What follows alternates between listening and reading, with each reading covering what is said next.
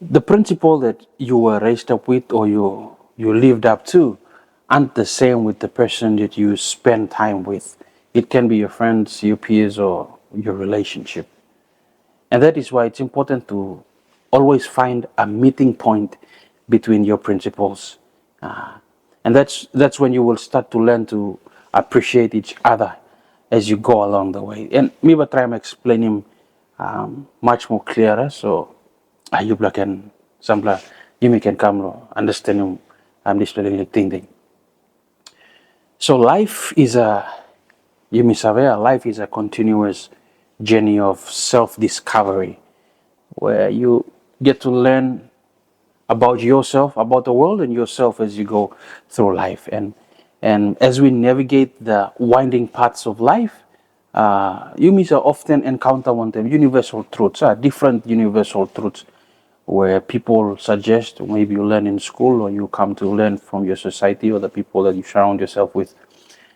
And so the principles that you may hold dear may not always perfectly align with them, that of people who we choose to share our lives with.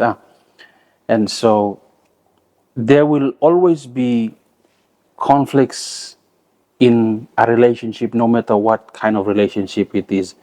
There will always be conflicts when it comes to different principles and truths, universal truths that you must abide or live by. And so this realization serves as a valuable life lesson that helps us understand the importance of finding common ground with each other's principles. So our principles serve as moral compasses. Our principles serve as a moral compass that guides our actions, our decisions, and it shapes our identities. But what is interesting is that the beauty of life also lies in diversity.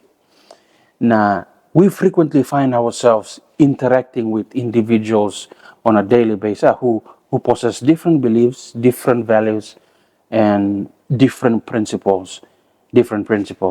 And so time you become understanding all different principles that each other bring into a relationship, it creates an opportunity for growth. Okay, and creating opportunity for growth in both parties that are contributing to the growth of that relationship. And so Tayumi engaged in a sincere quest to discover the meeting points between each other's principles. Then and then, Bayumi can outline him the principles that conflict. Okay, you identify the principles that conflict with each other, put it aside, identify the ones that work for each other, and then work on it and create new principles that helps you embark on a profound journey of self-improvement. And so at that juncture, we come to realize the truth and appreciate and understand one another.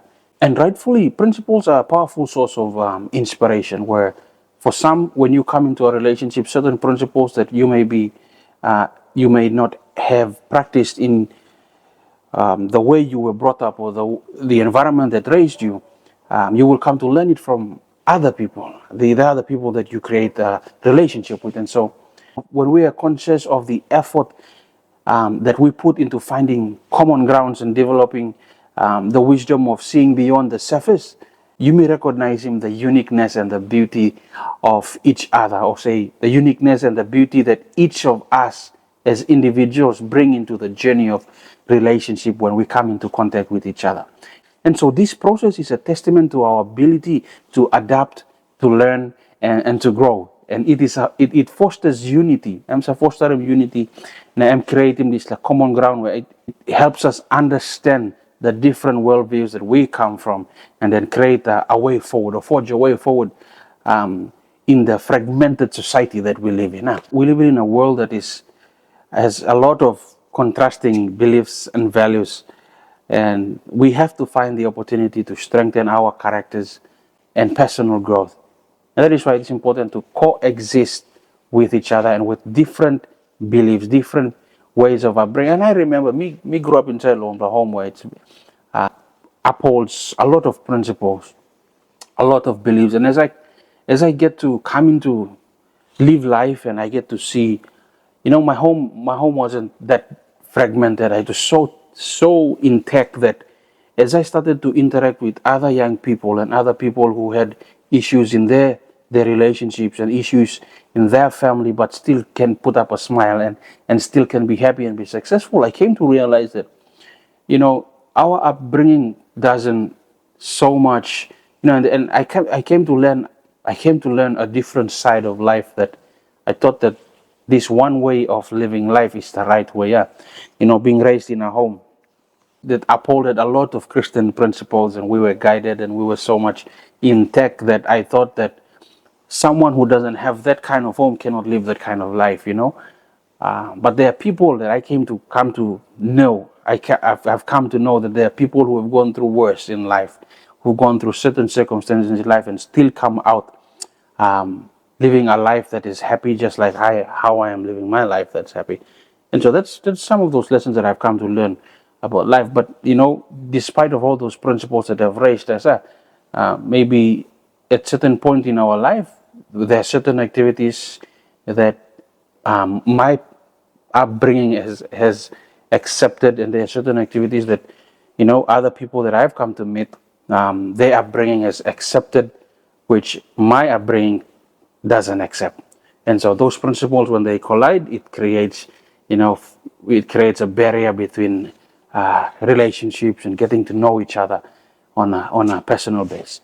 And so basically the lesson that I want to bring across today in this little this short inspirational video is that we must learn to come to identify the different principles that we have in different relationships. And then when we come together, we must also identify what works and what doesn't work, what principles work for you and what doesn't work for you. And then let's put those principles on the table, outline what principles contradict each other, and then put it aside, and then let's find the principles that work with each other, and then we can work with that in order to create new ideas, new ways of doing things as we forge our way forward in our relationships. Thank you for joining me today.